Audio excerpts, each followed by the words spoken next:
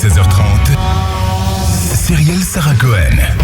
Bonjour à toutes et à tous et bienvenue sur Radio J. Ravi de vous présenter cette nouvelle émission aujourd'hui jusqu'à 16h30 avec mon invitée, écrivaine, journaliste, scénariste, chanteuse et comédienne à l'origine du scénario de La Famille Bélier. Nominée plusieurs fois au César, Victoria Bedos vient nous voir pour la première réalisation de son film au cinéma La Plus Belle pour aller danser, joué par un casting d'exception, notamment Guy Marchand, Pierre Richard ou encore Philippe Catherine.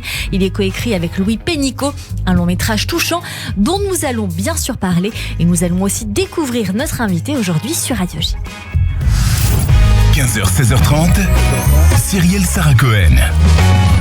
Radio J. Ce soir, je serai la plus belle. Bonjour Victoria Bonjour. Bedos. Merci beaucoup d'être mon invitée aujourd'hui pour bien sûr découvrir votre actualité autour de ce film qui s'intitule La Plus Belle pour aller danser. J'ai voulu démarrer avec Sylvie Vartan. Bien entendu. Ce film devait s'appeler Léo et moi au départ. Si je dis pas de bêtises, pourquoi ce choix et ce revirement ? C'est ce qu'on appelle un titre de travail parce qu'on était vraiment parti sur l'histoire principale. C'était une fille qui s'aime pas en fille, qui n'est pas aimée en fille et qui se travestit en garçon. Et là, sa vie commence. Et donc, on était vraiment sur cette dualité masculin-féminin quand on a commencé à écrire le film. Et puis avec Universal, mon distributeur, on a senti que ça réduisait un peu l'histoire, oui, qui est plus large. Ça parle de quelque chose de c'est pas que une quête d'identité. Absolument pas. Il y a énormément de sujets dans ce film, de thèmes. On va y venir, même si je crois qu'il y a un fil rouge qui vous tient à cœur, mais on va pas le dire tout de suite. C'est l'occasion justement de faire ce que vous appelez du travail et de teaser un petit peu sur la suite de cette émission. Je crois savoir que dans ce film, il y a beaucoup de vous. On va en parler aussi. Mais d'abord, comme on a envie de découvrir qui vous êtes au-delà de ce que vous faites, on démarre par le début, toujours le début.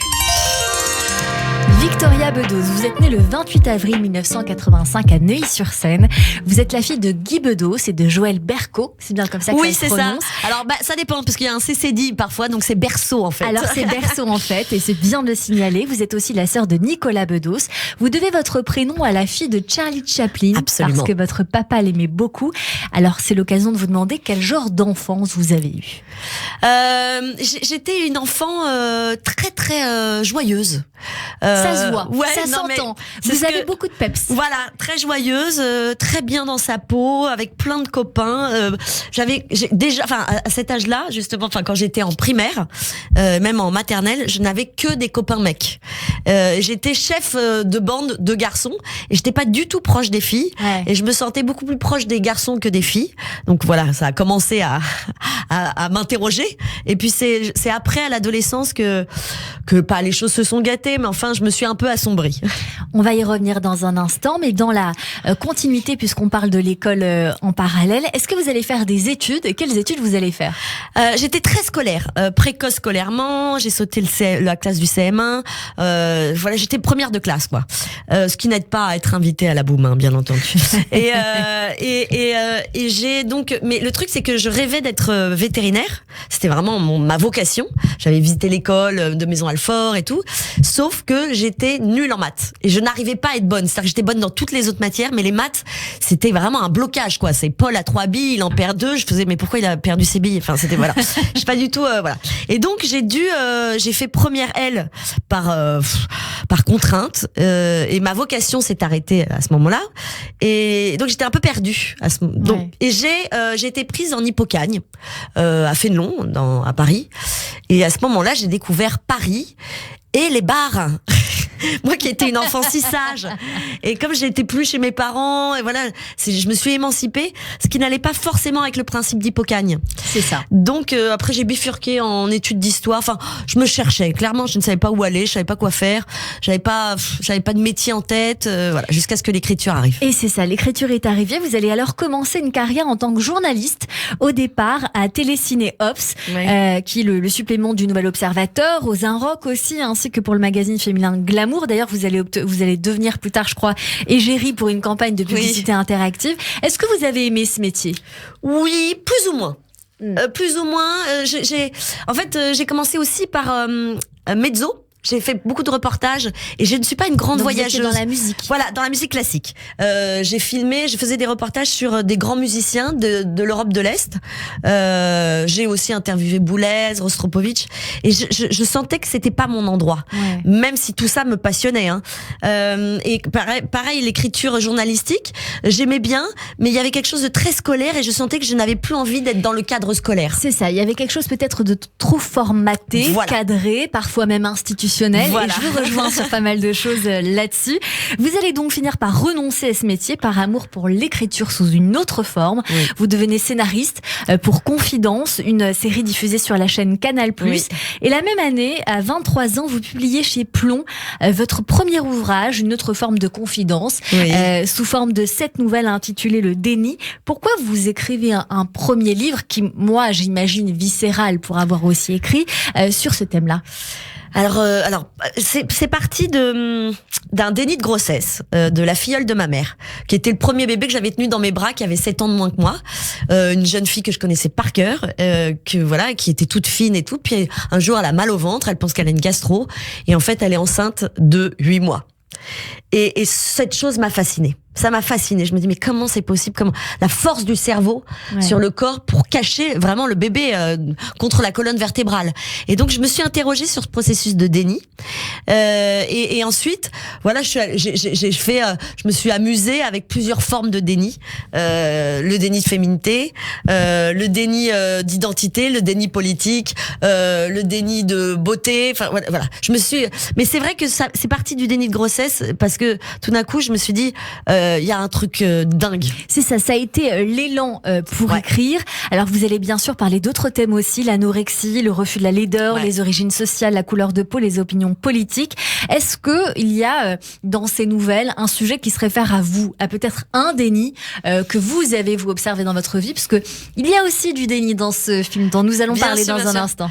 Il y a un peu de moi partout sur l'anorexie. En fait, moi je suis pas allée jusque là, mais le déni de féminité a été quelque chose dont je parle dans La plus belle pour aller danser.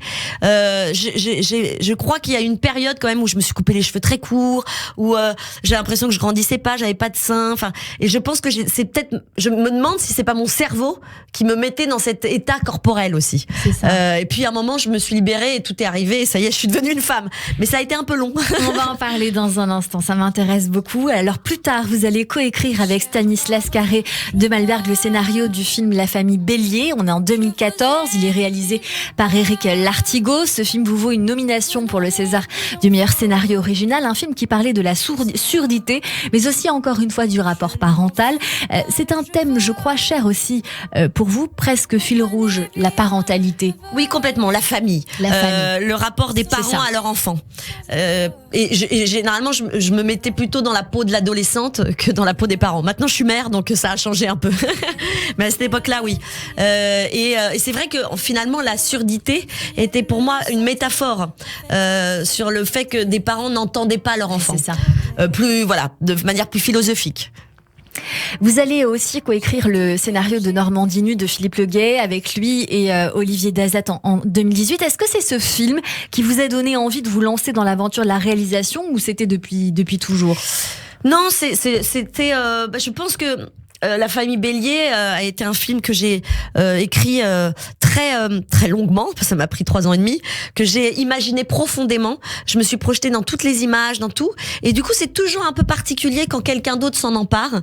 Il y a comme si j'ai eu cette sensation d'accoucher sous X un peu. Il y a un côté, c'est mon bébé, puis après je le donne à quelqu'un d'autre. Et il en a fait un film magnifique. C'est pas, voilà, c'est un sentiment. Et à ce moment-là, mon producteur Eric Gelman m'a dit, je suis pas sûre que tu tiennes très longtemps en tant que scénariste, parce qu'un scénariste doit accepter ce genre de choses. C'est ça. Et j'ai senti un pincement au cœur. Bien sûr, et c'est souvent, c'est assez amusant parce que je l'observe aussi moi-même en regardant parfois des films. On cite souvent le réalisateur qui finalement n'a qu'un regard sur un texte, bien sûr. Donc le texte appartient bien à quelqu'un. Et je trouve qu'il est souvent pas assez mis à sa juste valeur. Mais moi, c'est un combat pour moi de mettre en lumière les scénaristes. Je ne comprends toujours pas pourquoi on dit un film d'eux. C'est ça. Alors qu'on devrait dire un film réalisé par, écrit par. Exactement. Et donc je trouve qu'il y a une vraie injustice vis-à-vis du scénariste.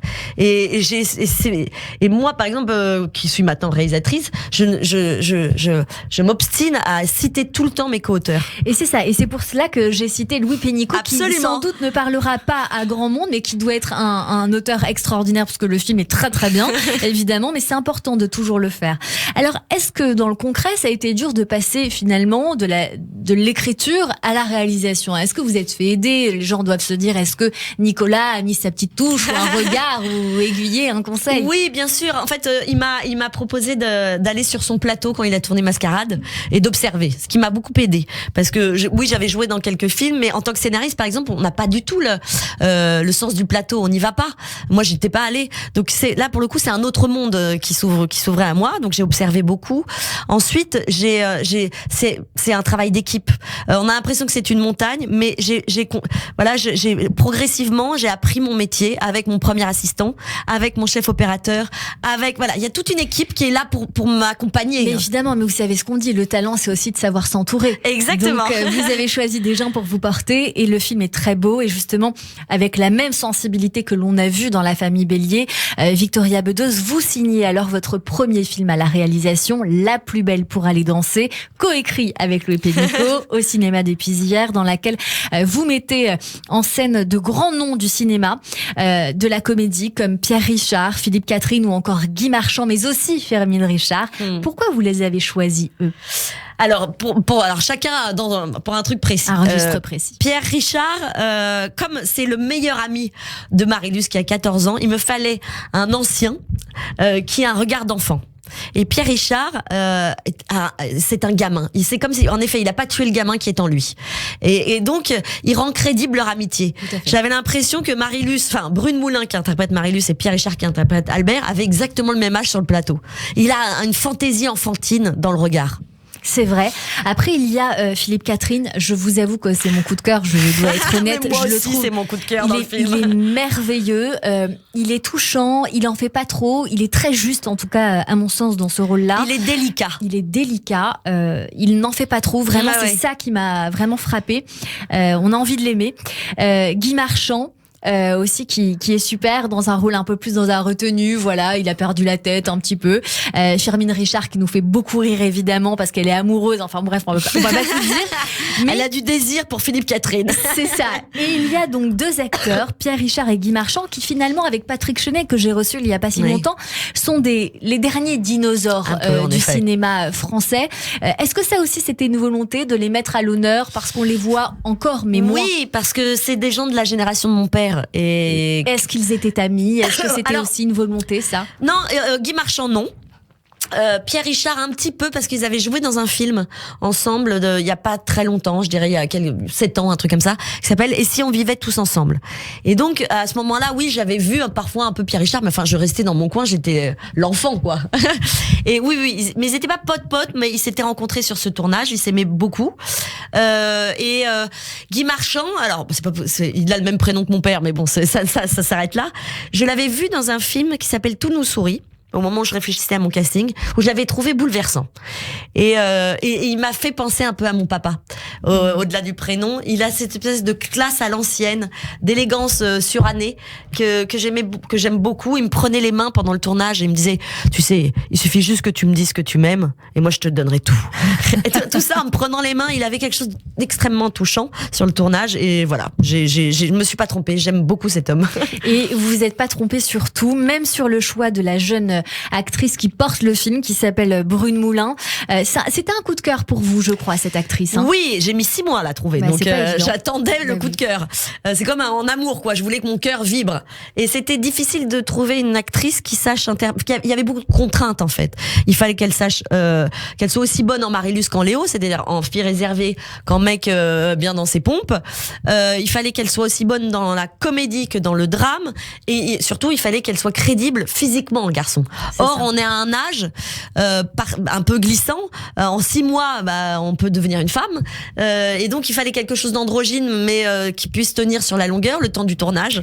Et c'est vrai, parce qu'on a vu la transition, si je puis me permettre, je l'ai vue à la télévision avec elle a vous. changé. C'est une femme. C'est une Concrètement, femme. j'ai eu du mal à me dire oui. où c'était elle un petit peu avant. On la voit au tout début dans le film. Bon, enfin voilà, les gens verront le film. Vous ne vous êtes pas trompé, puisque cette actrice a été couronnée du prix d'interprétation Absolument. au Festival de l'Alpe d'Huez. J'imagine que c'est pour ce film-là, évidemment. Bien sûr, mais c'était Voilà. son premier film. Son premier film. Alors, on parle du film depuis tout à l'heure. L'histoire du film, vous allez la pitcher, mais d'abord, on va écouter évidemment le teasing. Pourquoi on m'aime pas? Je fais une soirée de rentrer chez moi. Ça dit de venir? Ah, et c'est déguisé. Et je vais pas m'incruster, c'est la honte. Mais au contraire, c'est la classe. Enlève-moi ça tout de suite. En plus, je l'ai trouvé ton déguisement. C'est quoi? Mon costume du jeune marié. Ah pardon mec, Il est sexy. ça va Émile Léo. Léo. Papa, je peux aller à la fête foraine samedi? Ah bah non, on devait tous aller à l'aquabike. Pourquoi? Elle est punie? Je me rapprochais d'Émile en Léo.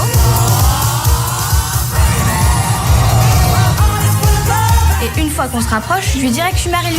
C'est quand même bien tordu ton truc.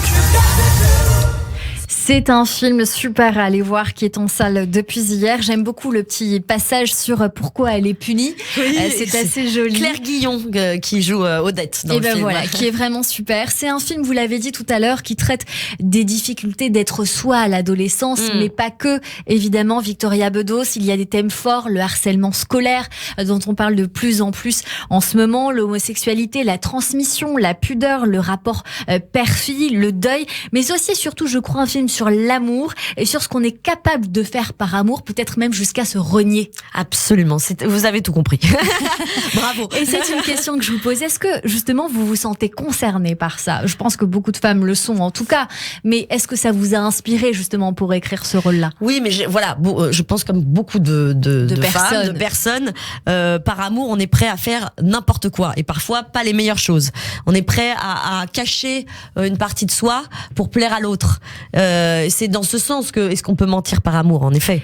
Mais après, il faut tenir sur la longueur. C'est ça, et ça me fait rire parce que je vous ai en face de moi et je me resitue il y a quelques jours avec Arnaud Ducré qui explique dans son spectacle qu'il a épousé une femme merveilleuse qui s'appelle Claire, mais qu'en fait au départ elle lui a caché qu'elle était quand même mère de triplets. Oui, c'est donc ça. Voilà, donc par amour on peut pas tout dire et puis on peut accepter des choses que peut-être au départ on n'aurait pas accepté.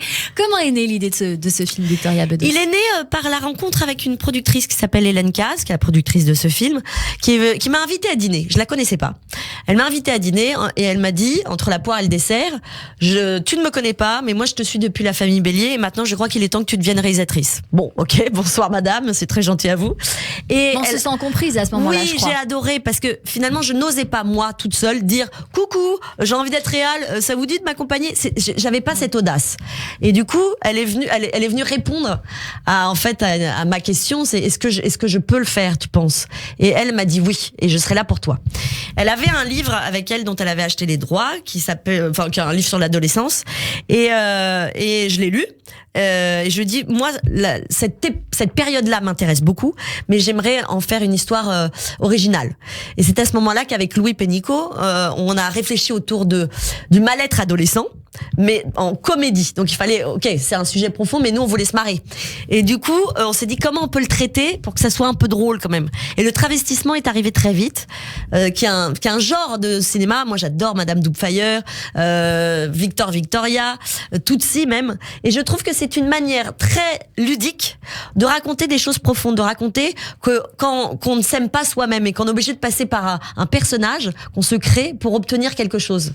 Qu'il y a-t-il de vous dans ce film, Victoria Bedos? J'ai la même chose, j'avais le même décalage que Marilus à l'adolescence. J'étais donc précoce scolairement, ce qui ne veut rien dire, hein, parce que franchement, j'ai pas fait plus d'études que les autres. Et j'étais en retard physiquement. Donc j'étais un espèce de truc bizarre dans la cour de récré. Et j'étais beaucoup plus proche des adultes que des gens de mon âge. Et j'avais des goûts très goût de vieux, comme on peut dire. C'est-à-dire que j'écoutais de la chanson française au moment où tout le monde découvrait le rap. J'étais pas en accord avec ma génération. Vous écoutiez du Barbara, je crois, au moment où absolument. Et vous avez dit aussi que finalement vous étiez très proche de votre papa, qui était une autre génération, de son entourage aussi, qui faisait que autour de vous il y a quand même aussi ce rapport au rapport intergénérationnel dans ce film qui est très présent quand même, puisque cette petite elle vit quand même dans une maison de retraite. Oui, mais parce que en fait j'ai été très proche de personnes âgées avec mon père qui m'a eu tardivement et je me suis sentie j'étais très heureuse avec eux. Ils m'apaisaient en fait, ces gens-là. J'ai aimé cette génération et j'avais envie de raconter en effet ce lien que peuvent avoir les grands-pères avec leurs petits-enfants, les grands-mères. Et là, c'est des grands-pères de substitution et des grands-mères de substitution. Mais j'avais envie de raconter ce lien intergénérationnel, à quel point il est important, et notamment parce que pendant le confinement, on en a profondément manqué. On a été coupés des anciens et je crois que ça nous a fait beaucoup de mal. Oui, et c'est une manière, et c'est très bien de remettre aussi les grands-parents à l'honneur, nos vieux comme on dit, comme j'aime dire aussi.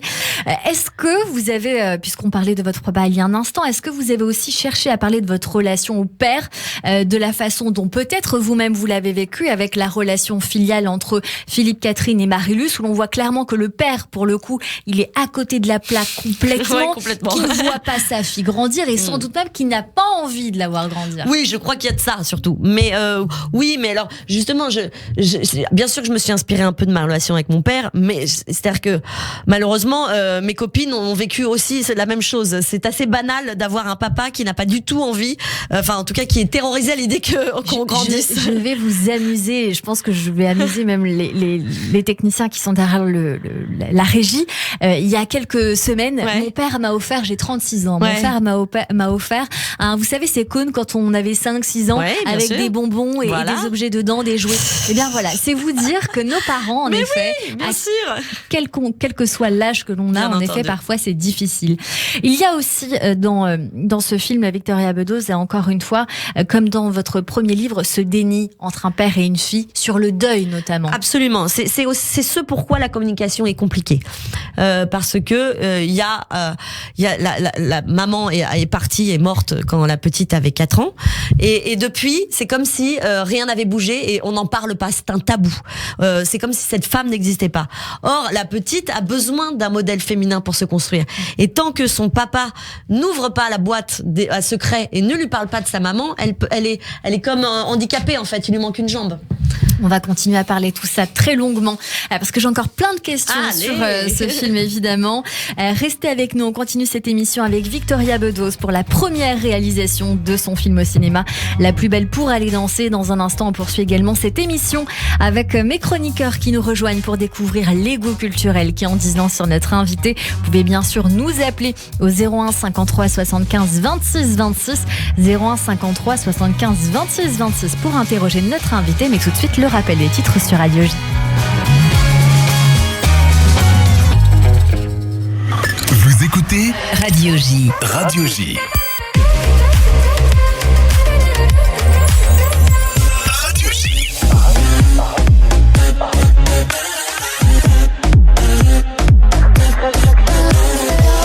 Ça, c'est uniquement sur Radio J.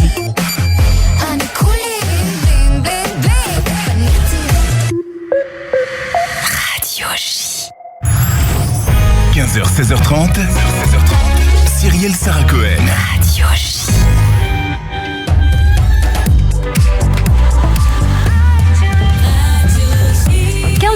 Sur Radio J, bonjour et bienvenue si vous venez de nous rejoindre tout de suite. Le rappel des titres avec Alexandra Sénico.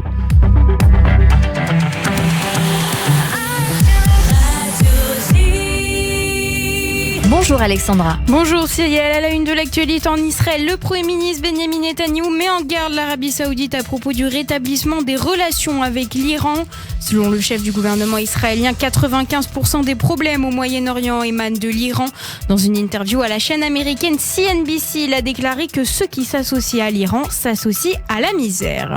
Au chapitre diplomatique, le ministre des Affaires étrangères israélien Eli Cohen est arrivé au Turkménistan. Il inaugure la toute première ambassade israélienne israélienne dans le pays qui sera situé à 17 km de la frontière avec l'Iran. En France, Emmanuel Macron continue ses déplacements sur le terrain. Il est aujourd'hui dans l'Hérault. Il a notamment fait des annonces pour l'éducation nationale. Le chef de l'État a annoncé une hausse de salaire de 100 à 230 € net par mois pour les enseignants. Justice, le parquet national antiterroriste s'est prononcé dans l'affaire de l'attentat de la synagogue rue Copernic. Il a requis la réclusion criminelle à perpétuité à l'encontre du Libano-Canadien Hassan Diab, l'unique accusé mais absent de ce procès. Il a joué un rôle clé dans l'attentat contre la synagogue de la rue Copernic. C'était il y a près de 43 ans. Et merci beaucoup Alexandra Sénigou. On vous retrouve dans 30 minutes pour le journal complet. Tout de suite une petite pause et on retrouve notre invitée Victoria Bedos sur Radio J. Radio J. Radio J. Le 6-9, Ilana Ferradian. Bonjour Evital. Bonjour, Boker Tov, Shalom Ilana. On vous retrouve tous les matins à 6h47. Et oui, Ken, avec Mila, le mot du jour, Mila Beyom. Un cours d'hébreu à l'Ulpan Écuge, info sur écuge.fr. 120 artistes israéliens reconnus offrent 150 œuvres au profit du Magen David Adom. Vernissage vente le jeudi 20 avril 19h à l'Escale, 25 rue de la Gare à Levallois-Perret. Réservation obligatoire auprès du Bnei Brit Ben Gurion au 06 19 77 22 91 ou 06 27 04 31 99. Exposition vente jusqu'au 22 avril. MDA France, association au service de la vie. Ça, c'est uniquement sur Radio J. Radio J.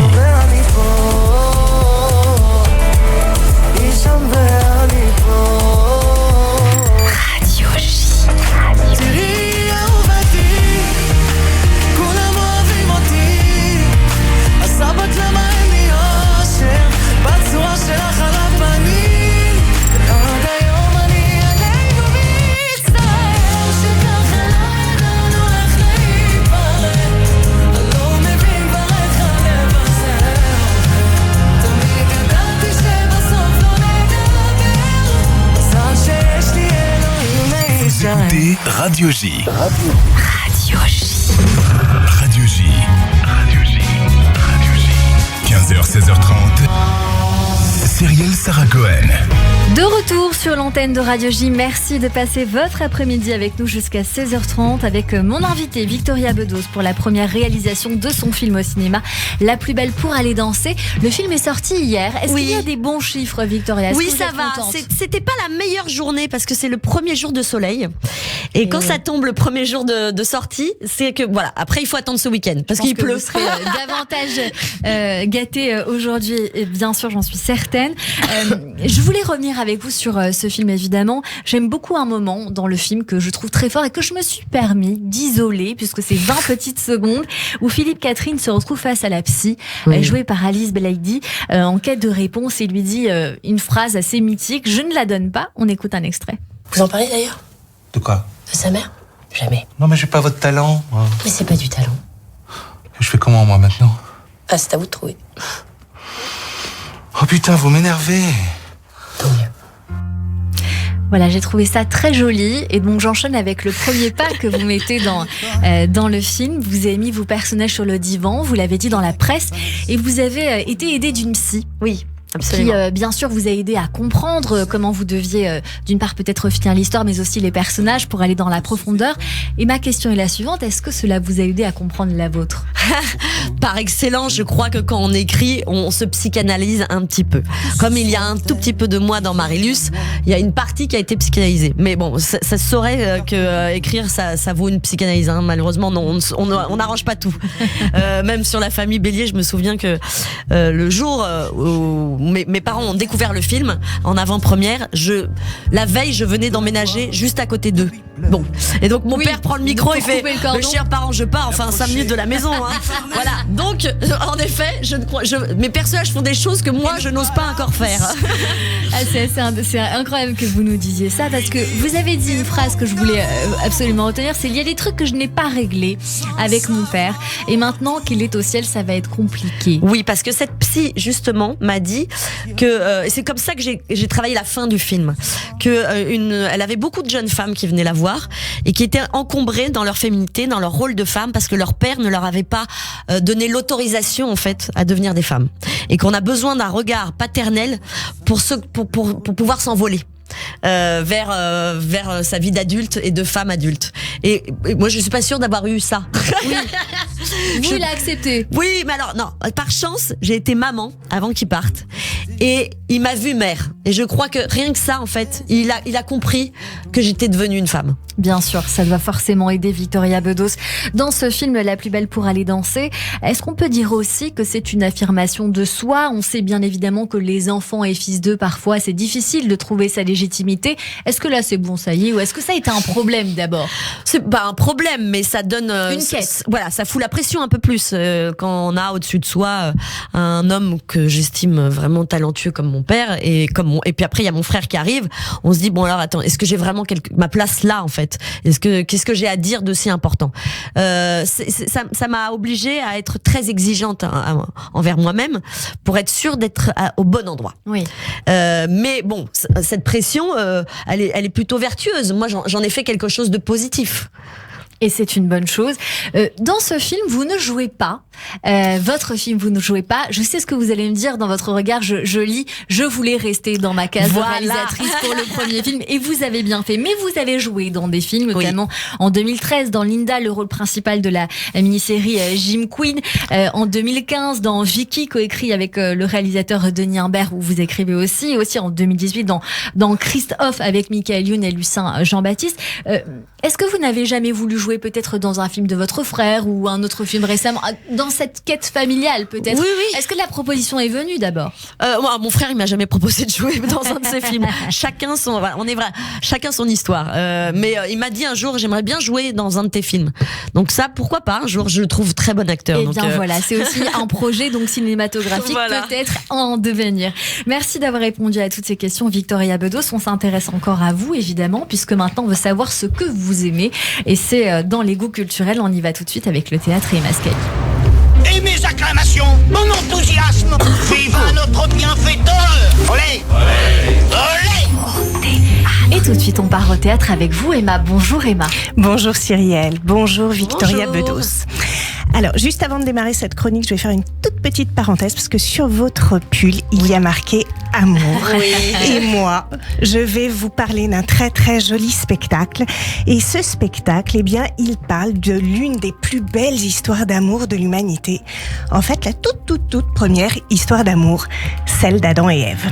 Alors, la pièce s'intitule Le journal d'Adam et Ève. Mmh. Elle est mise en scène par Mario Aguirre avec Carola Urioste et Julien Grisol. Elle a été primée par le Club de la presse du Grand Avignon et du Vaucluse, et elle se joue actuellement au Lorette Théâtre dans le 10e arrondissement à Paris. Et on a justement envie d'en savoir plus et d'aller au théâtre avec vous, Emma. Comment se présente ce spectacle? Merci Cyrielle. Alors tout commence avec Ève. Au moment où elle s'interroge sur l'apparition d'une nouvelle créature qu'elle qualifie de reptile un peu bizarre, dont elle se demande si par hasard ce serait pas un homme peut-être. Tout continue avec Adam qui de son côté s'exaspère de l'arrivée de cet étrange être aux cheveux longs qui le suit partout et qui n'arrête surtout pas de parler. Et un peu évaporé, Adam aspire à une tranquillité oisive. Il est donc rapidement agacé par celle qu'il prend pour un nouvel animal de compagnie qui piaille beaucoup trop. Et de son côté, Ève éprouve une soif de connaissance et compte bien organiser tout ce monde qui les entoure. Alors, quand Adam décrit les désagréments qu'il rencontre et son besoin de silence face à cette Ève beaucoup trop bavarde, eh bien, Ève s'amuse ou se désole de son manque de curiosité et d'intérêt. Elle s'interroge donc sur la façon d'associer Adam à ses découvertes. Et puis, tout se développe ensuite au fur et à mesure de leur amour qui grandit face aux obstacles provoqués par la morsure dans le fruit défendu, évidemment. Bien entendu. Et donc, on en arrive petit à petit à la naissance de Caïn et d'Abel, qu'Adam prend pour des poissons ou des ours, parce qu'il n'a jamais vu ce genre d'animal. Il se demande ce que c'est que ces petites bêtes, en fait, qui sont à quatre pattes et puis qui d'un coup se lèvent, grandissent. Enfin, tout ça est un peu bizarre. Et finalement, eh bien, on se retrouve être les témoins, et là, c'est dur, du premier crime de l'humanité, Caïn tuant Abel.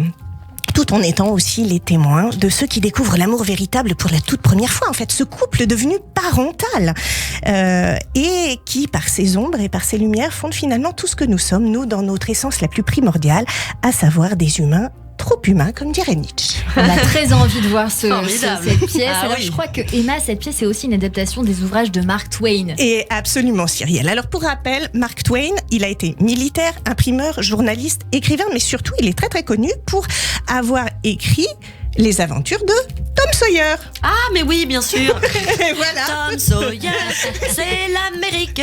Exactement. Et dans ses écrits, en fait, il pose très souvent, un regard assez humoristique sur la société. Autant dire que cette ébauche-là de Genèse, un petit peu revisitée, n'y fait pas entorse. Alors, les livres, en fait, au départ, sont publiés en 1893 et 1905, et ils offrent une interprétation assez ludique, comme vous avez pu le constater, de la création, puisque les personnages réfléchissent de manière un petit peu différente, et puis que Ève apparaît quand même franchement comme une pipelette écervelée, et Adam comme un gros paresseux, qui veut, qui veut surtout qu'on lui foute la paix. Et évidemment, Adam vit au milieu de tout cet univers qui l'entoure. Ève, elle possède une volonté analytique, elle nomme, explore, découvre, observe, etc. Et donc on a des différences de personnalité. Éden n'est pas qualifié, et Adam, dans tout ça, il recherche une solitude, mais il s'aventure, alors là c'est un peu étrange, jusqu'aux chutes du Niagara. Ah oui, vous le dites très bien, Emma Scali, malgré leur chute symbolique et biblique, le texte nous rappelle toute la beauté qui existe dans les tâtonnements. Mais tout à fait, Cyrielle. En fait, ce qui est intéressant dans ce spectacle, c'est qu'il nous invite à la connaissance de soi, l'appréhension de l'altérité, la compréhension du monde. Le récit aborde des questions importantes, étonnamment modernes, les différences entre les sexes. Alors, plus ou moins modernes, puisque c'est pas tout à fait féministe, vous avez raison. Et en même temps, ça pose quand même ces questions. Est-ce que vraiment on est différent ou pas? Adam n'est pas déconstruit, en fait. Pas tout à fait. Et puis, il y a toutes les questions, et c'est ça qui est très drôle, en fait, toutes les petites incompréhensions du quotidien qui, quand on est en couple, j'ai envie de dire, on se reconnaît un petit peu là-dedans, et c'est un texte très très ancien. Et puis, la toute dernière partie du spectacle, surtout, porte sur la perte et sur l'amour comme seul remède à l'absence, et c'est absolument bouleversant. Et donc, pour finir, j'aurais envie de vous dire, venez prendre une petite pause printanière dans ce jardin d'Éden, que vous ne verrez plus jamais comme avant, et puis vous y passerez, sans vous en apercevoir, un moment à la fois philosophique et poétique, en douce compagnie avec ceux dont nous sommes tous issus finalement, et qui probablement, parce qu'ils sont nos premiers parents, ont encore beaucoup à nous apprendre. Merci beaucoup, ça donne Emma très Scali. envie. Eh bien oui, ça fait envie. Alors je rappelle que ce spectacle, Le Journal d'Adam et Ève, se joue encore ce mois de mai au Lorette Théâtre à Paris. C'est les vendredis à 19h et jusqu'à la fin du mois de mai. Pour ceux qui font pas Shabbat, faites-vous plaisir. Et vous, Emma, vous avez en préparation 2 spectacles pour la rentrée. Oui. Parce que je rappelle que vous êtes aussi comédienne. Et pour retrouver toute votre actualité d'actrice, d'autrice aussi, on peut aller sur votre Instagram Emma Scali officiel. Tout à fait. Merci beaucoup, Emma. La semaine prochaine. Tout de suite, on passe à la chronique Émotion avec Nicolas Rafal. L'émotion de Nicolas Rafal. Bonjour Nicolas. Bonjour Cyrielle, bonjour Victoria. Oui, il va y avoir de l'émotion puisqu'on part dans cette chronique se balader au gré de vos goûts musicaux, littéraires, cinématographiques, mais également des chansons qui passent dans votre film, au premier rang desquelles la chanson du titre éponyme, La plus belle pour aller danser. Oui. Ben ouais, Sylvie, bien sûr, qui voulait être actrice et pas chanteuse. Blonde comme Bardot et Marilyn, quand elle devient chanteuse, elle espère que ce ne sera pas un obstacle à son rêve. Mais ne recevant pas de propositions intéressantes, elle reste chanteuse. Des années plus tard, elle découvrira que son manager ne lui a jamais transmis les offres qui lui avaient été faites pour le cinéma. Mais non. Sylvie Vartan naît donc en Bulgarie en 1944, un 15 août, comme Pierre Dac ou Napoléon. Elle arrive en France en 52 avec sa famille, ne parle pas un mot de français. Elle commence donc à enregistrer des chansons à cause de son manager qui ne lui a pas envoyé les propositions de cinéma. Et en 64, elle a 20 ans, elle enregistre La plus belle pour aller danser, chanson du film Chercher l'idole. Voilà pour le seul lien au cinéma, écrite par Aznavour et son Garvarents de beau-frère. La chanson se classe numéro 1 au Japon, 2 en France et en Espagne, 8 en Turquie. C'est pour nos auditeurs fans de classement qui prennent des notes. Est-ce que vous voulez le titre en japonais? Oui. Très intéressant, ça vous fait plaisir. Et ça c'est Aidoru Osagase. Ah oui, ça sonne moins bizarrement. Oui, c'est un peu plus compliqué. Bon, je vous la fais pas chanter tout ensemble. Du coup, j'ai le titre de mon film en japonais, ce qui est super. Voilà. Alors, les chansons de Sylvie Vartan sont apparus au cinéma. On se souvient de Christian Clavier, alias Katia, dans Le Père Noël est une ordure, se trémousser sur l'air de Comme un garçon, j'ai les cheveux longs. Alors Sylvie Vartan est passée 15 fois sur la scène mythique du 28 des Capucines à l'Olympia, devançant un certain Guy Bedos qui s'est un brin décevant de l'aurait fait que 10 fois. Oh, vraiment. Sylvie, elle était meilleure, quoi. Victoria Bedos, votre père Guy Bedos a souvent raillé tendrement les chanteurs, les chanteuses dans ses sketchs, mais y avait-il souvent à la maison cette chanson par exemple qui passait du Sylvie Vartan? Oui, alors c'était pas sa chanteuse préférée. Voilà, c'est comme ça. On écoutait plus du Barbara, du Brel, du Nougaro.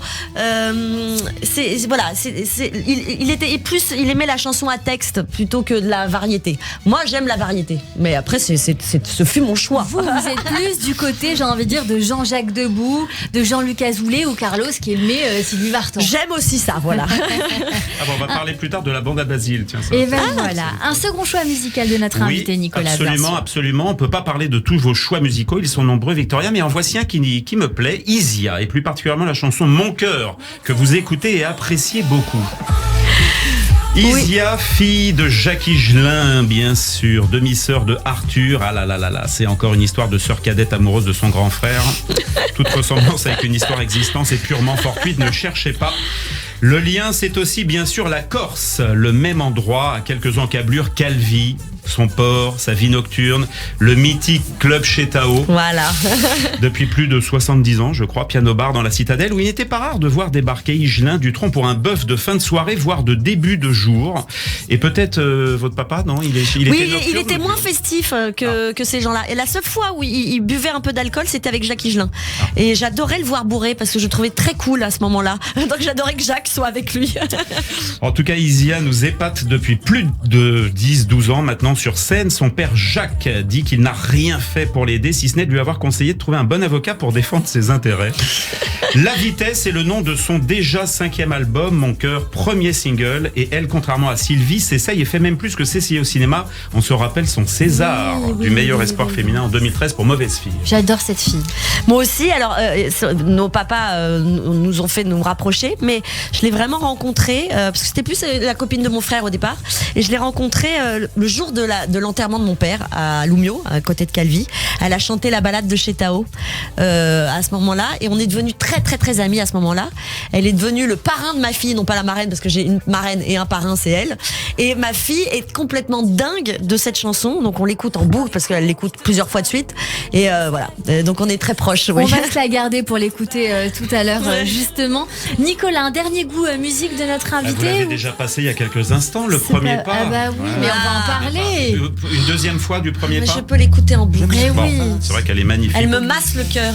Claude Michel Schoenberg, 1974. Le premier pas, j'aimerais qu'elle fasse le premier pas, la plus grande chanson française sur le manque de courage masculin. C'est ça.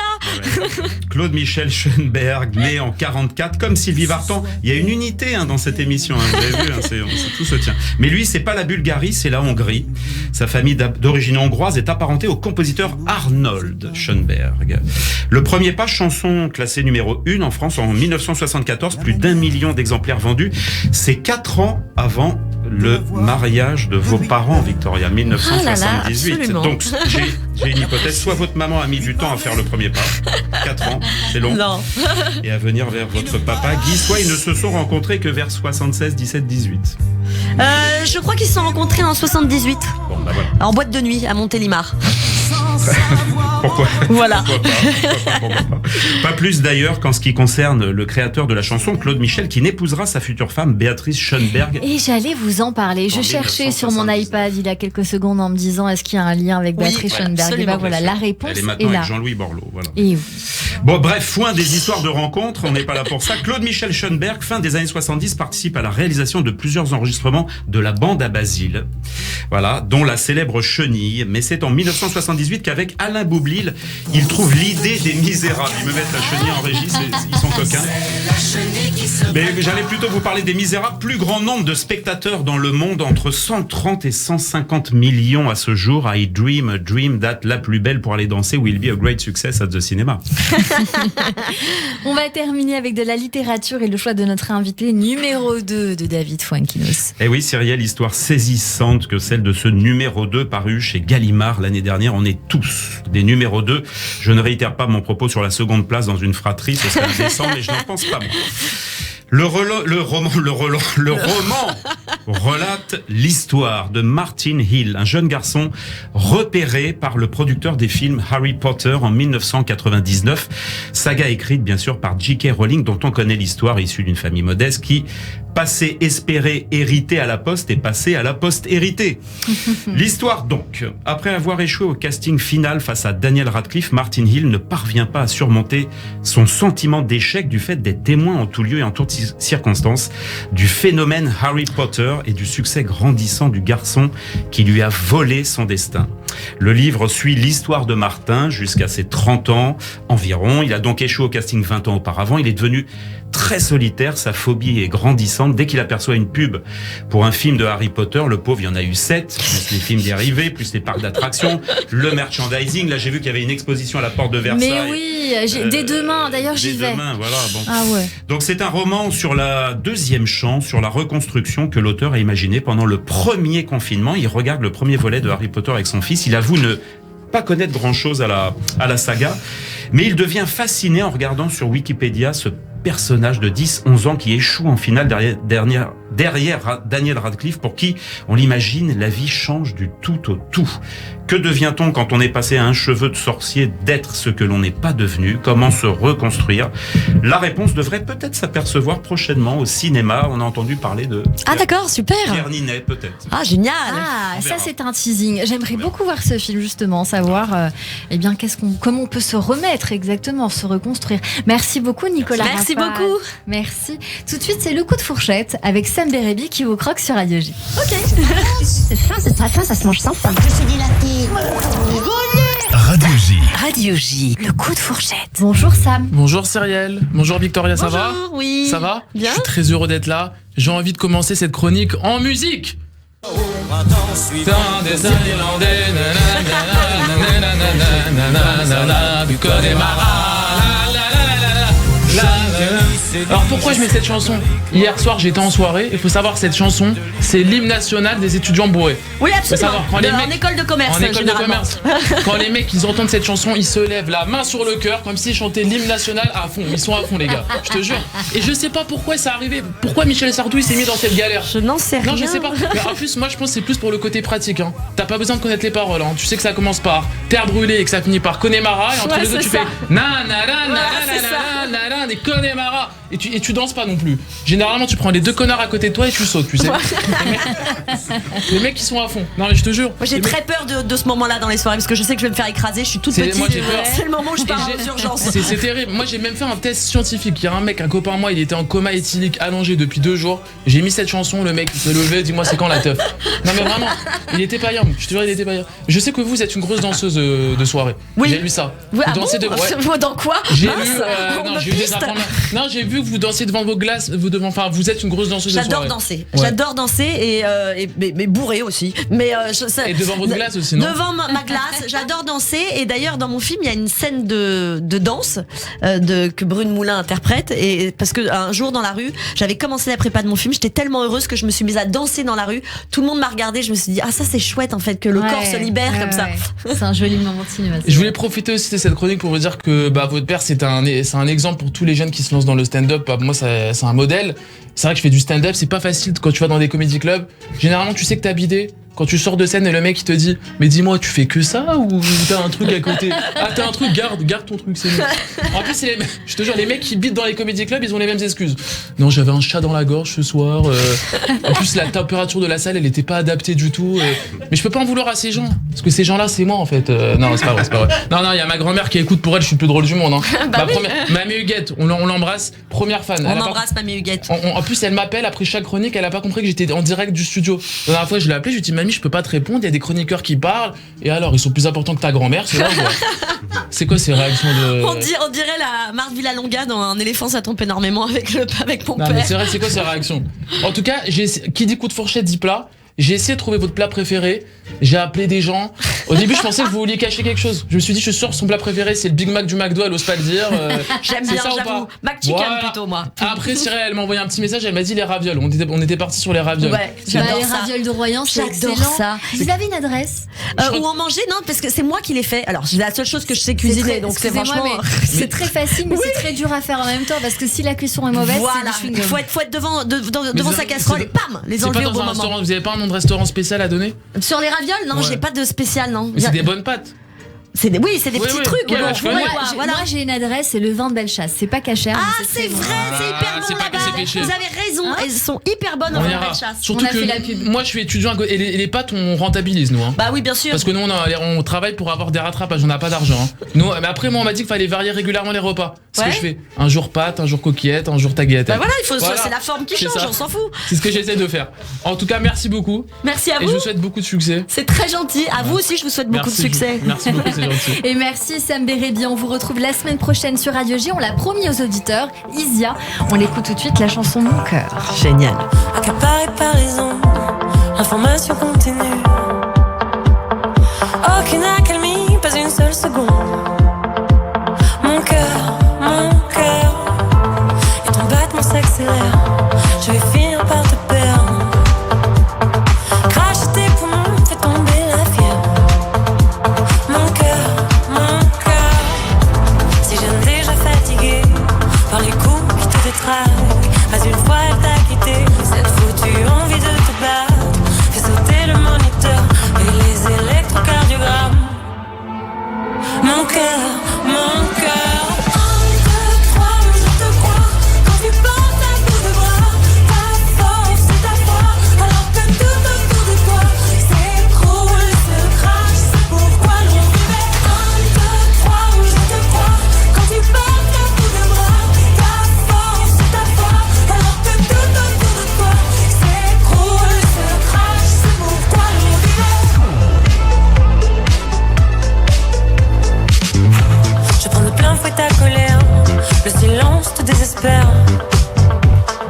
Quelle que soit la cause, rien ne t'indiffère. Mon cœur, tambourine dans ma poitrine. Besoin d'air, faut que je respire. Calme tes ardeurs, reprends des couleurs. Mon cœur, 1, 2,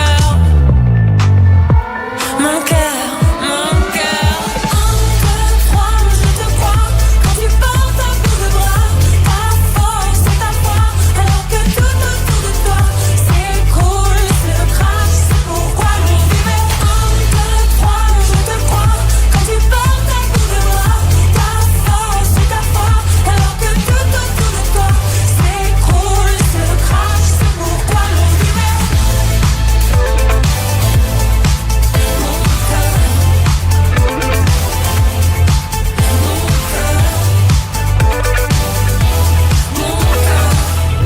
Si je n'ai déjà fatigué par les coups qui te détraquent, pas une fois elle t'a quitté, cette foutue envie de te battre, fais sauter le moniteur. Mon cœur, 1, 2, 3, je te crois.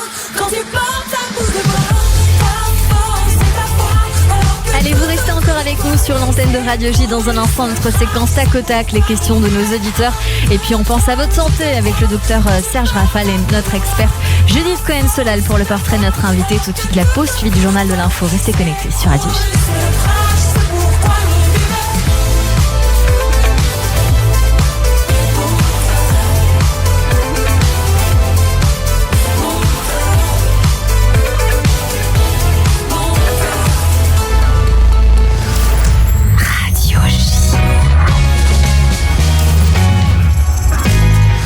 Bonjour à tous, c'est Léa Moscona. Radio J. Je vous retrouve tous les matins de 9h à 10h sur Radio J. Les experts ont la parole. Ils nous parlent bien-être, bien-être, voyage, culture, gastronomie et art de vivre. Le tout dans la bonne humeur. Le 9-10, Léa Moscona. À demain. Alexis Lacroix, directeur de la publication Actualité Juive Hebdo. Notre dossier spécial, la relation israélo-américaine sous tension. Un coup de froid durable? Une crise inédite en tout cas entre les deux alliés. Pourquoi les frictions se multiplient ces dernières semaines entre Washington et Jérusalem? Le grand désarroi des Juifs américains et notre entretien exclusif avec le colonel de réserve et expert Eldad Chavi. Retrouvez chaque semaine Actualité Juive sur abonnement et en digital sur actualitéjuive.com. Actualité Juive, l'hebdomadaire incontournable de la communauté.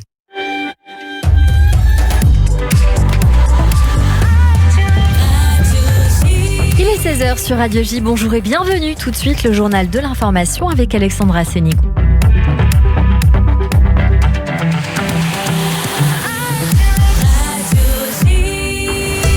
Bonjour Alexandra. Bonjour Céliel. À la une de l'actualité en France, le parquet national antiterroriste s'est prononcé dans l'affaire de l'attentat de la synagogue de la rue Copernic. Il a requis la réclusion criminelle à perpétuité à l'encontre du Libano-Canadien Hassan Diab, l'unique accusé mais absent de ce procès.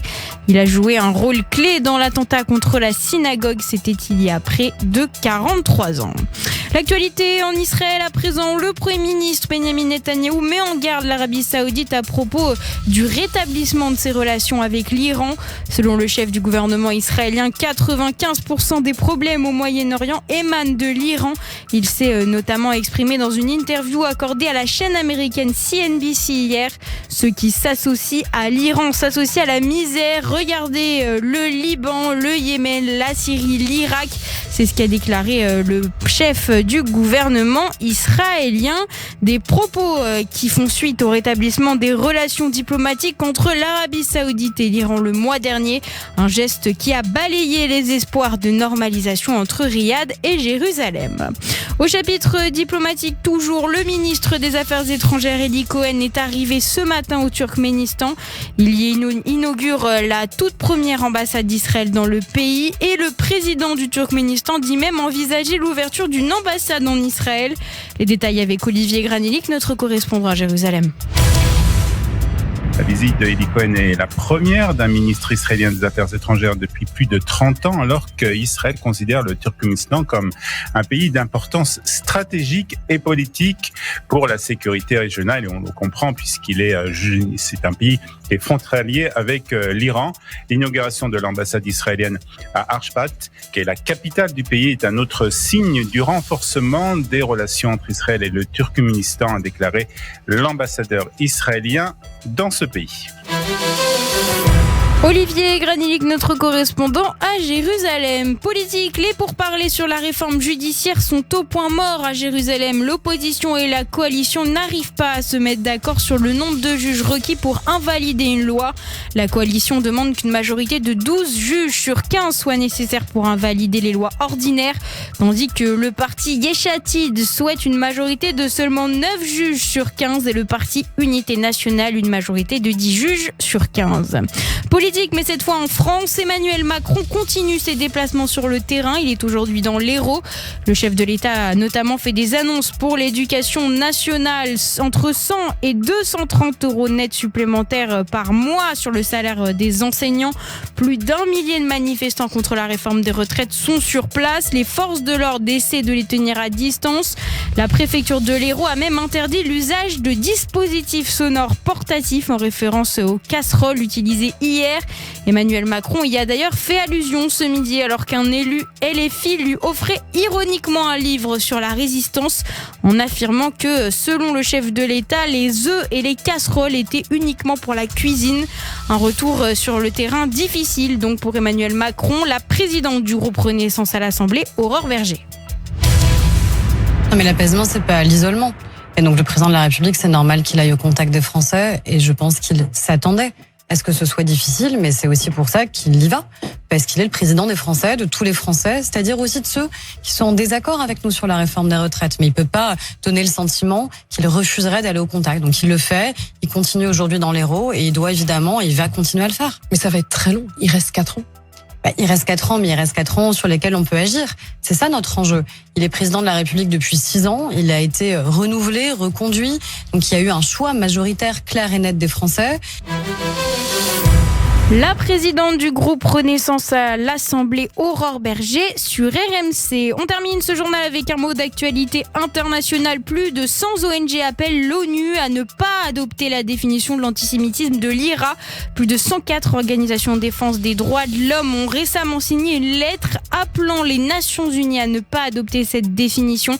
C'est une lettre qui met en garde contre ce qu'elle appelle toute action susceptible d'encourager et de soutenir des politiques et des lois qui portent atteinte aux droits de l'homme, y compris le droit de s'exprimer et de s'organiser en faveur des droits des Palestiniens. Fin de citation. Et merci beaucoup Alexandra Sénigon. On vous retrouve demain à partir de 14h. En attendant, c'est la suite de notre émission avec mon invité Victoria Bedos juste après la pause sur Radio J. Je rappelle que vous pouvez bien sûr nous appeler au 01 53 75 26 26 pour questionner notre invité. 01 53 75 26 26. À tout de suite. Radio J. Radio J. Bonjour. Le 6-9, Léa Moscona. Retrouvez-moi tous les matins avec mes chroniqueurs et mes invités de 6h à 10h au menu politique, culture, société, santé, judaïsme et histoire. On est dans l'air du temps tous les matins de 6h à 10h. Radio J. Beth Alochem, la maison du combattant en Israël, dispense des bourses à de jeunes soldats handicapés qui reprennent le chemin de l'université et permettent aux sportifs de haut niveau de participer aux compétitions internationales paralympiques. Nous pouvons les aider avec votre soutien. Beth Alochem, organisation à but non lucratif. Faites votre don sur beth-alochem.fr. BEIT-HALOCHEM.fr. Serfin en retour. beth-alochem.fr. Radio J. Radio J. Radio J. Radio J. 15h, 16h30. Cyrielle Sarah Cohen.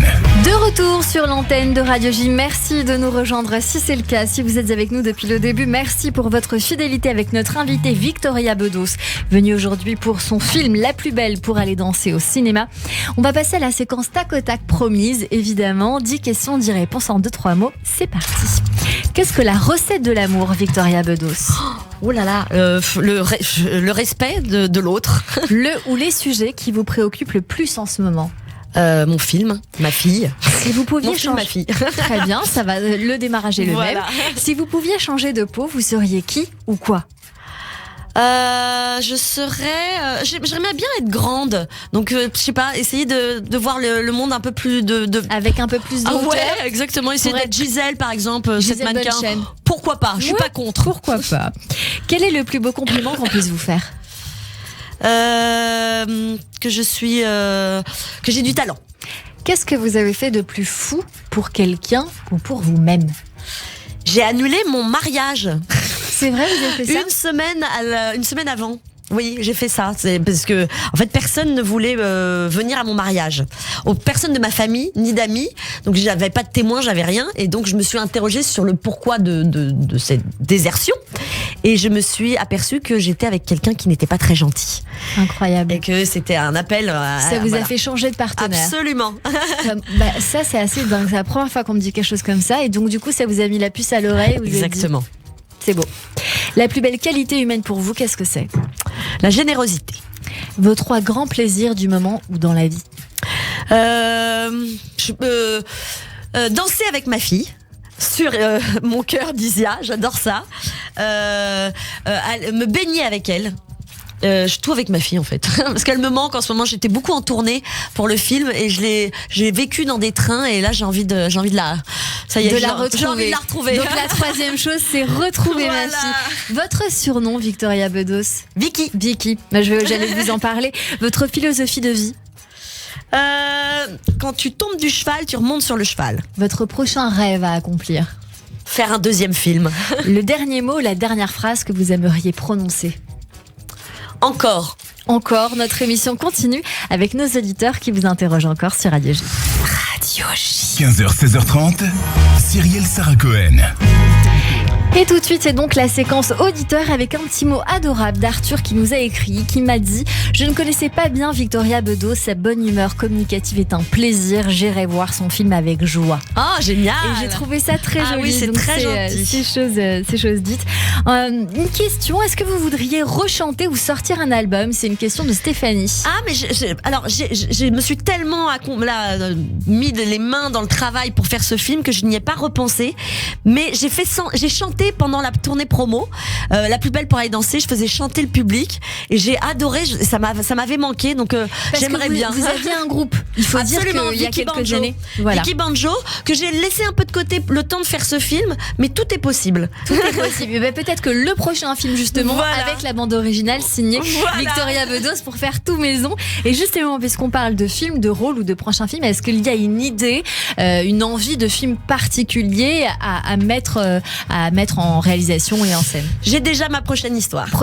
Écrite avec Louis Pénicaud encore. Qui va rester secrète, donc j'imagine bien. Une autre question, un peu plus, comment dirais-je, dans la réalité, dans le côté très société, avec une maman qui m'a envoyé un message et qui me dit je m'inquiète pour mon enfant qui joue au jeu du sexe opposé, qui s'habille dans les tenues du sexe opposé. Est-ce que je dois m'inquiéter? Est-ce que je dois le blâmer? Ou est-ce que vous pensez que c'est assez normal, que ça arrive? Est-ce que ça a une incidence sur la sexualité selon vous? En fait, ça dépend de l'âge, il me semble. Moi, quand ils sont petits, c'est tout à fait normal, en fait.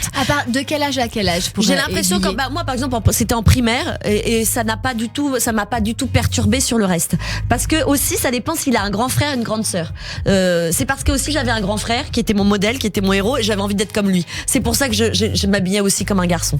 Donc tout dépend en fait du contexte. Mais de toute façon, il ne faut jamais s'inquiéter de ce genre de choses. Il faut communiquer, il faut parler avec votre enfant. Rien n'est grave, puisque de toute façon, c'est pas grave que d'avoir envie d'être un garçon ou une fille quand on ne l'est pas. Mais en revanche, c'est beaucoup de discussions entre parents et enfants qu'il faut mettre en place. Je pense que cette maman a sa réponse. Merci beaucoup à nos auditeurs d'avoir posé ces questions à notre invitée Victoria Bedos sur Radio J. Tout de suite, on poursuit cette émission où on s'intéresse à votre santé. À votre santé. Bonjour, docteur Serge Rafal. Bonjour, Cyrielle. Alors aujourd'hui, vous souhaitiez nous parler, puisque nous parlons fréquemment de prévention dans cette rubrique, vous souhaitiez revenir sur le Nutri-Score, car vous vous êtes rendu compte d'une mauvaise compréhension de cet outil, qui est pourtant simple et par conséquent une méprise dans son utilisation parmi vos patients. Victoria, est-ce que vous faites vos achats avec Yuka ou en consultant le Nutri-Score? Oui, mais alors depuis pas très longtemps, et parce qu'on s'est aperçu avec mon chéri qu'on était complètement à côté de la plaque. À chaque fois qu'on croit que le truc est bien et sain, en fait, il y a un Nutri-Score qui est complètement, je sais pas, D ou C, et inversement, je sais pas, les Chocapic, c'est genre B, alors qu'une soupe peut être D. Donc, j'ai pas très bien compris le système. Mais justement, on va essayer de tout comprendre. C'est la raison de cette rubrique, parce Et qu'effectivement, il y a une grosse confusion. Alors, avant de parler du Nutri-Score, je voudrais dire un mot sur le créateur, le fondateur du Nutri-Score, qui est le professeur Serge Herzberg. C'est un combat d'une vingtaine d'années pour comprendre les liens entre l'alimentation et les problèmes de santé des pays occidentaux. Je dirais jusqu'à 1960, la nutrition, personne ne la connaît. On commence à s'y intéresser dans les années 80 et le professeur Herzberg est un de ceux qui mène une action de santé publique. D'accord. Non, sans problème. Alors, il est à l'origine de l'étude Suvimax, qui est une étude française qui a eu lieu entre 2014 et 2022 sur l'intérêt des vitamines, des minéraux sur la santé, les suppléments en antioxydants. Elle était connue comme ça. Et puis après, il a fait l'enquête Nutrinet Santé, qui a recruté 200 000 Français qui sont suivis depuis là maintenant une dizaine d'années, et qui vont être suivis toute leur vie pour savoir l'incidence d'un certain nombre de déterminants, de facteurs sur précisément leur santé. Et il s'est rendu compte à un moment donné que un outil pouvait être très utile, en l'occurrence le Nutri-Score. Comment on peut expliquer ce que c'est exactement, docteur Serge Rafal, le Nutri-Score? Le Nutri-Score, c'est quelque chose qui est très très simple en pratique. Il y a des aliments, on va le classer par des chiffres et des lettres. Des lettres, donc ça va de A à E. A, c'est bon pour la santé. B, un peu moins bien. C, D, E, c'est pas bon. Et en même temps, il y a un code couleur, c'est-à-dire que ça va du vert foncé, qui est le A, jusqu'à l'orangé. Rouge. Ils ont pas voulu mettre le rouge parce que c'est un peu trop alarmant. Voilà, ça pouvait stigmatiser, donc on est resté sur de l'orange. Alors, précisément, ça paraît très très simple, sauf vous faites, Victoria, l'erreur que font la plupart des patients quand on discute du Nutri-Score, c'est de comparer des aliments qui n'ont rien à voir entre eux. Comme on disait à l'école, il ne faut pas compter, il ne faut pas additionner des chats et puis des petites cuillères, ça n'a pas d'intérêt. Et les aliments donc doivent être absolument comparés les uns aux autres. Un aliment A, la boisson A, c'est l'eau plate.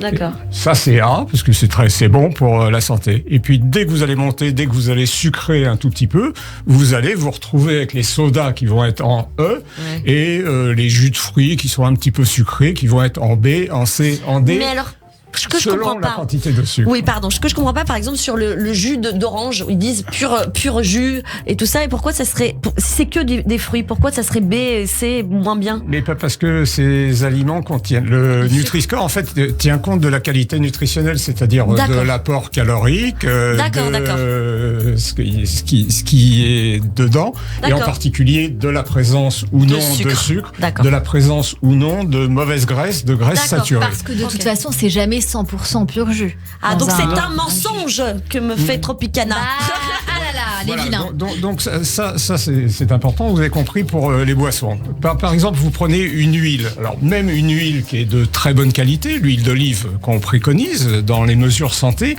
elle est obligatoirement classée C. Et des huiles qui sont, parce que c'est quand même de l'huile, donc vous pouvez pas boire un millilitre d'huile pour vous désaltérer. Donc l'huile d'olive va être classée C, et des huiles de plus mauvaise qualité qui sont des bas de gamme, des huiles qu'on n'utilise plus pour la cuisson, maïs, tournesol, qu'autrefois on a utilisé, peuvent se trouver en D, peuvent se trouver en E. Voilà. Donc vous comparez, et ça vous explique que l'huile d'olive qui est C, c'est-à-dire que vous ne trouverez pas une huile qui de B soit ou A. De B ou A. Ah bah Voilà. écoutez, moi j'ai trouvé ça très clair, docteur Saint-Raphaël. Est-ce qu'il y a une différence entre le Nutri-Score et Yuka? Alors, Enfin, Yuka, il y a d'autres applications. Il faut expliquer quand même. Ce sont des applications justement pour savoir ce qui est bon, pas bon. Voilà. Alors ça s'applique pour des produits qui ont un code barre, donc des produits manufacturés. Yuka est une entreprise qui a décidé, qui utilise en grande partie, c'est-à-dire aux 2/3, elle utilise le Nutri-Score, c'est-à-dire les informations que je viens de vous donner, et 10% de la note, parce que là c'est pas un code couleur mais c'est des notes qui vont de 0 à 100. 10% c'est de la biologie, enfin c'est-à-dire bio, donc des aliments bio vont gagner 10%, et des aliments qui contiennent ou qui contiennent pas des résidus, des additifs dangereux, là le produit peut perdre de 30%. J'ai regardé tout à l'heure par curiosité pour vous dire, voilà, un paquet de chewing-gum qu'on a acheté, sur Yuka c'est 40 quoi. En gros c'est du sucre, c'est pas très très bon. Voilà. D'accord. Docteur Serge Rafal, plusieurs questions. Yuka, d'une part, est-ce que c'est fiable? Le Nutri-Score a été critiqué, on peut se faire une idée du pourquoi. Il y a un instant, vous en parliez. Et notamment Yuka, on a souvent dit que ces applications relevaient de certains lobbies derrière. Est-ce que ça, vous pensez que c'est vrai, ou est-ce que vous pensez que c'est fiable et qu'on peut faire confiance à cette application-là? Je m'aperçois à la lecture et en connaissant un petit peu le professeur Serge Erdberg que les difficultés sont venues des lobbies, c'est-à-dire à qui profite ou à qui crée du tort le lobby. Et que ce soit pour le tabac, ce qu'on a vécu longtemps, que ce soit pour le sucre autrefois, que ce soit pour les nitrates et les nitrites dans l'alimentation, la stratégie des lobbies est toujours la même. On n'a pas suffisamment de preuves, on a besoin d'autres études, on se donne un tout petit peu de temps et on reste dans le statu quo. Là, Herzberg, lui, a une démarche qui est une démarche strictement scientifique. Il a compilé toutes les études. Yuka, c'est bien qu'il y a une partie scientifique et une partie donc je vous ai expliqué, qui est plus à l'initiative d'une boîte qui est une boîte privée, en tenant compte. Il y a des défauts sur le Nutri-Score. C'est vrai que on peut pas, sous le même logo, vous voyez, sur la couleur, essayer de faire entrer les additifs, la quantité de vitamines, de minéraux. Donc lui est resté sur les calories, la constitution, les bonnes graisses, les sucres. Donc après, il est hors de question, enfin, il est important, je dirais, pour les utilisateurs de soit connaître la nutrition, c'est parfois un tout petit peu difficile, on s'en aperçoit. Donc, on fait confiance, on jette un œil, mais votre alimentation, vous n'allez pas la choisir simplement en Nutri-Score. Vous n'allez pas manger que du Nutri-Score A ou B, parce que là, vous allez avoir une alimentation complètement déséquilibrée. Voilà, vous allez avoir. C'est ça, hein. Voilà, donc c'est complètement déséquilibré, et en fait, donc ça s'intègre, si vous voulez, pour vous aider à. Bon, ça nous aiguille très bien, en tout cas. Docteur Serge Raffael, en conclusion, qu'est-ce qu'on doit comprendre de tout ça? En conclusion, je crois qu'il y a encore du travail. Alors, Serge Hesberg appelle son bouquin Mange et tais-toi. Alors, on disait mange et tais-toi. Alors, je crois que le tais-toi, manger dans le silence, dans le calme, c'est une très bonne idée. Je crois que lui, il s'adressait plutôt aux lobbies qui ont essayé de le faire taire. Et je crois qu'il y a encore beaucoup de travail à faire, parce que dans les enquêtes d'opinion, on s'aperçoit, en interrogeant les gens, que 90-95% connaissent le Nutri-Score, mais qu'en fait, 20% des adolescents l'utilisent. Merci beaucoup, docteur Serge Raffael, de prendre soin de nous tous les jeudis à 16h10 sur Radio J. Tout de suite, le portrait de notre invité. Radio J. 15h, 16h30, Cyrielle Sarah Cohen. Radio J. Radio J. Le portrait psychologique. Et oui, Victoria Bedos, comme à notre habitude dans cette émission, on a l'habitude de débriefer ces minutes que nous avons passées ensemble. Toutes ces questions ont été très utiles à Judith Cohen-Solal. Bonjour Judith. Bonjour Cyrielle. Bonjour. Victoria. Enchantée. Je dirais que la première impression que j'ai eue quand même, c'est que vous avez beaucoup de cordes à votre arc. Alors je me suis dit, puisque vous avez beaucoup parlé de la question de chercher sa place, alors je me suis dit que finalement, chercher sa place, ça permet d'en essayer plusieurs, et parfois, et comme c'est le cas pour vous, avec un certain succès.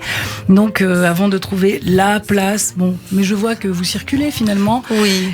Puisque vous faites de l'écriture, du journalisme, scénario, du chant. Ça fait quand même pas mal de choses. Et alors, je vous dirais, ce qui m'a fait sourire, c'est dans le tac au tac, quand Cyril vous a demandé si vous pouviez changer de peau, ce que vous feriez. Alors, vous avez dit que vous voudriez être grande. Alors, bien sûr, c'est drôle. Mais alors, moi, ça fait écho avec beaucoup de choses que vous avez dites dans l'émission, parce que vous avez dit que c'était difficile de grandir. Oui.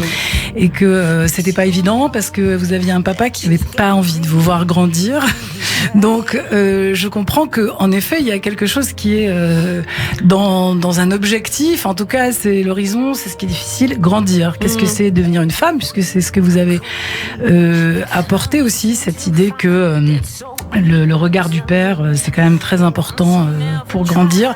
Alors, comme on est juste après le docteur, je sais qu'il y a quelques... Alors, on ne sait pas exactement la fiabilité de ce genre d'études, mais on dit qu'une fille qui a un père actif pendant les phases de développement de sa vie est en meilleure santé que les autres. Et qu'une relation forte entre un père et une fille, ça fait qu'il y a moins de chances d'être tenté par des comportements extrêmes et dangereux. Donc, vous voyez, ça va tout à fait dans votre sens.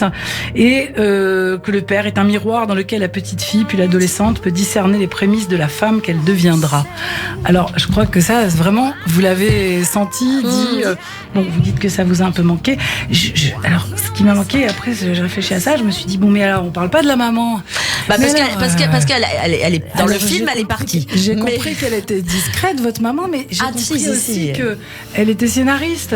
Ah non, alors en fait, non. Alors, tout le monde dit ça, mais parce que je crois qu'il se mélange avec Emmanuel Bercourt. Elle n'est pas du tout scénariste, ma mère. En revanche, elle lit, elle est très importante. C'est le pilier de la famille. Elle lit déjà tout. On ne fait rien, mon frère et moi, sans lui faire lire quelque chose. Et c'est elle qui a toujours centralisé l'amour. Donc oui, elle était dans l'ombre de mon père, mais sans elle, il pouvait rien faire. Voilà, j'ai bien compris. Donc c'est finalement avec ce père, mais enfin, il n'y a pas que votre père, il n'y a pas que cet homme. Je pense, c'est quand même pas si facile d'être une femme, pas facile d'être sa femme, pas facile d'être sa fille. Oh si, en fait ça va. Si c'est facile.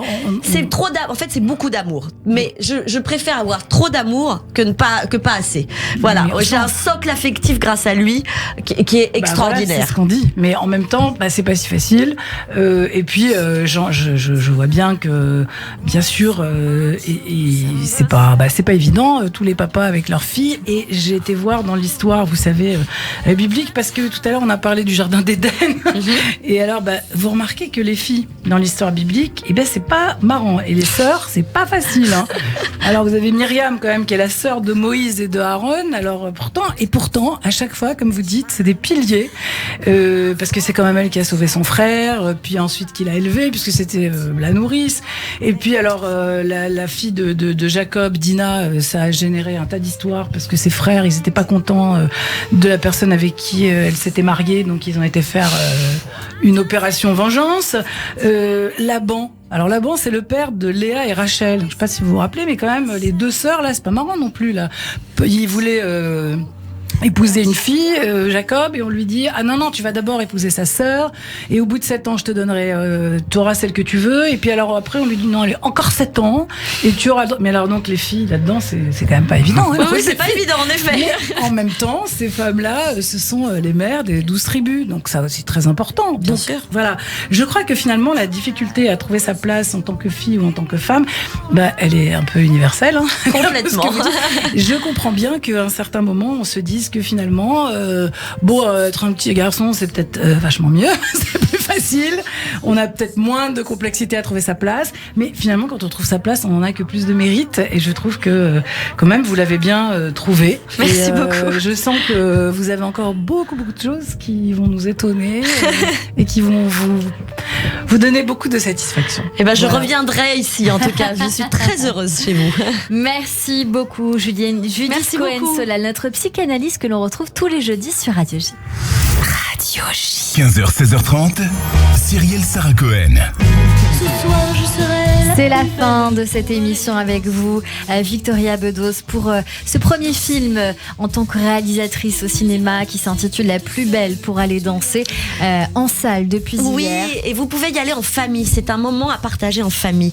Dans les salles que j'ai parcourues pendant ma tournée, je voyais des grands-mères avec leurs petites filles, des papas avec leurs fils, des petits-enfants avec leurs grands-pères. Et c'est ça qui est très beau. Enfin, il me semble, ce que j'ai voulu faire, c'est un moment de partage. Parce que on rit beaucoup, c'est quand même une vraie comédie de divertissement, mais il y a aussi des sujets abordés qu'on peut partager ensuite. On peut débriefer comme on l'a fait avec vous, avec son père, avec sa mère, avec son grand-père. Et voilà. Ces sujets à discussion, et c'est un très joli film, très doux, que j'ai trouvé très doux, très apaisant, très joli à aller voir. En tout cas, merci beaucoup Victoria Bedos. À la réalisation audio et vidéo, Benjamin Arnaud et Clément. Vous pouvez bien sûr réécouter cette émission sur radioj.fr, YouTube et toutes les plateformes. Merci à tous de nous avoir suivis. Rendez-vous lundi dès 15h avec Philippe Laville pour son nouvel album. À lundi et belle journée sur Radio J.